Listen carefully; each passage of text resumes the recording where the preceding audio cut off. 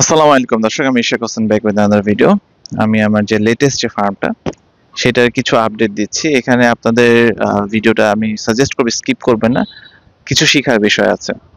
তো যারা স্পেশালি আউটডোরে ফার্মিং করবেন তাদের জন্য খুবই গুরুত্বপূর্ণ। হ্যাঁ, নতুন নতুন ফার্ম করে এটা মেনটেন করতে করতে আসলে আমি আমার ইউটিউবের ভিডিও আপডেট দেওয়াটা আমার জন্য খুবই ডিফিকাল্ট হয়ে গেছে। হ্যাঁ, সময় পাচ্ছি না, প্লাস মাছের অর্ডার, মাছ ব্রিডিং, এখন যেহেতু নতুন ভাবে অনেক ধরনের মাছ ব্রিডিং আরো করতেছি, সো আপডেট দেওয়াটা কঠিন হয়ে যাচ্ছে। সো একটু ভিডিওটা আমি চেষ্টা করবো রেগুলার বেসিসে করার এখন থেকে।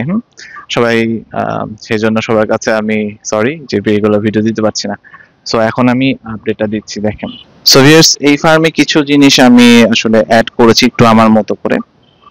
প্রথমত শেড নেটের যে বিষয়টা দেখছেন, ইটস কমন, এটা লাগবেই যদি আউটডোরে করেন, খুবই খুবই ইম্পর্টেন্ট। তো এইখানে যে জিনিসটা আসলে দেখতে পাচ্ছেন যে ফ্রেমের উপর দিয়ে এটা হলো একটা পলিথিনের layer. You can use triple, but এই যে সাদা পলিথিন দেওয়া হয়েছে যে সানলাইটটাও যেন পড়ে, লাইটটা যেন পড়ে, যেন ফিশের কালারেশনের যে ইম্প্যাক্টটা সেটাও থাকে, প্লাস আমার বৃষ্টিও যেন আটকায়। কিভাবে আটকাচ্ছে আপনাদেরকে আমি একটু টেস্ট করে দেখাচ্ছি। হ্যাঁ, ফর এক্সাম্পল আমি এই একটা বোতলে পানি নিই, যে এখানে একটু পানি আছে। হ্যাঁ, পানি নিলাম, নিয়ে যে এখানে ঢেলে দিচ্ছি। আপনারা দেখতে পাচ্ছেন যে পানি গড়ায় ঠিক ওই পাশ দিয়ে পড়ে গেল। সো দেখলেন যে পানি গড়ায় ওই পাশে চলে গেল। দ্যাট মিনস এই একটা জায়গাতেও আসলে আমার যত ভারী বৃষ্টিপাত হোক এটা পানি পড়বে না। বৃষ্টির পানিটা পড়লে আসলে মাছের যে পানির যে প্যারামিটার গুলো সেগুলো সব চেঞ্জ হয়। মজার বিষয় যে এইটা সানলাইট পড়ার জন্য দেখেন অলরেডি অ্যালগি ক্রিয়েট হয়ে গেছে। This kind of green water খুবই খুবই ভালো মাছের জন্য। দেখেন, যে ট্যাঙ্কে মাছ নাই সে ট্যাঙ্কের পানি দেখেন, আর যে ট্যাঙ্কে মাছ আছে সে ট্যাঙ্কের পানি দেখেন। দ্যাট মিনস ফিশ এবং ফিশ ফুড যে ট্যাঙ্কে আসলে ইমপ্লিমেন্ট হয় সানলাইটের প্রপোর্শনে, সেটা এমনি গ্রিন হয়ে যায়। বাট যেগুলোতে মাছ নাই সেগুলো কিন্তু গ্রিন না।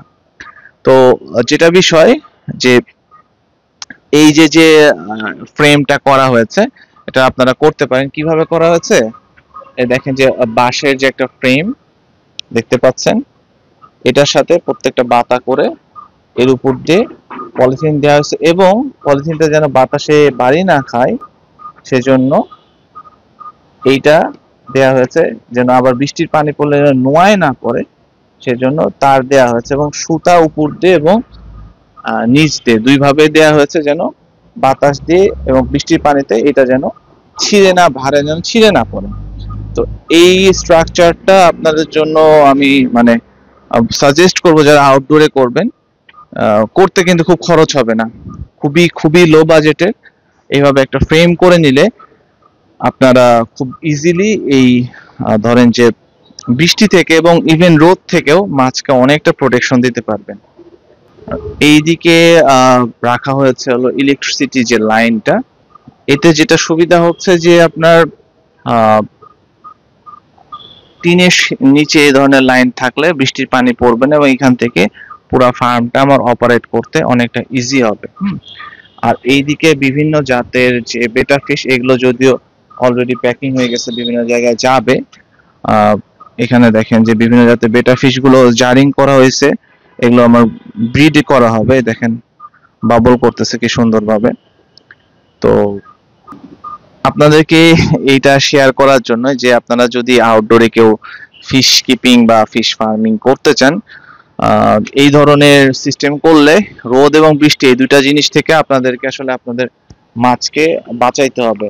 এর কারণ যে রোদ হলে তো একে তো টেম্পারেচার অনেক হাই হয়ে যায়, বৃষ্টি হলে বৃষ্টির পানি অনেক ঠান্ডা, এতে টেম্পারেচার লো হয়ে যায়, প্লাস ফাঙ্গাস হওয়ার সম্ভাবনা বেশি থাকে।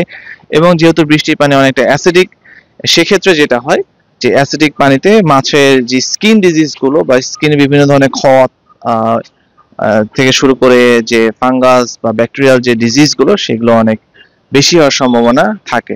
সেজন্য এই দুইটা প্রোটেকশনই দিতে হবে আপনাকে যদি আউটডোরে ফার্মিং করতে চান। যদি ইনডোরে করেন তাহলে তো এগুলোর আসলে বিষয় বা কোশ্চিন আসতেছে না।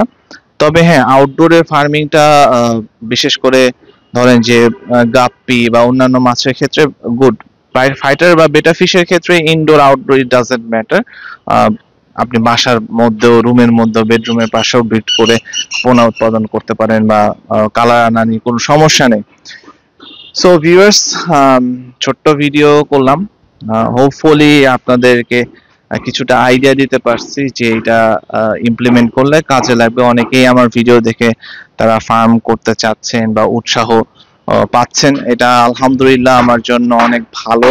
তো আমি সাজেস্ট করব যে একটু ধৈর্য নিয়ে কাজ করবেন। আপনাদের যারা অনেকদিন ধরে আমার চ্যানেল ফলো করছেন, দেখছেন যে আমি সেই ছাদে ছোট্ট পরিসরে কাজ শুরু করেছি। আজ আলহামদুলিল্লাহ 4টা ফার্ম, ইভেন পুকুরের প্রজেক্টটা হয়তো বা আপনাদেরকে ওভাবে ভিডিওতে দেখাইনি, একদিন সময় করে দেখাবো। তো এভাবে আসলে আস্তে আস্তে আস্তে আস্তে পরিসরটা বৃদ্ধি করা সম্ভব সিচুয়েশন অনুযায়ী। সো ভিউয়ার্স, এই তো, সবাই দোয়া করবেন, আপনারা ভালো থাকবেন, সুস্থ থাকবেন। আল্লাহ হাফেজ।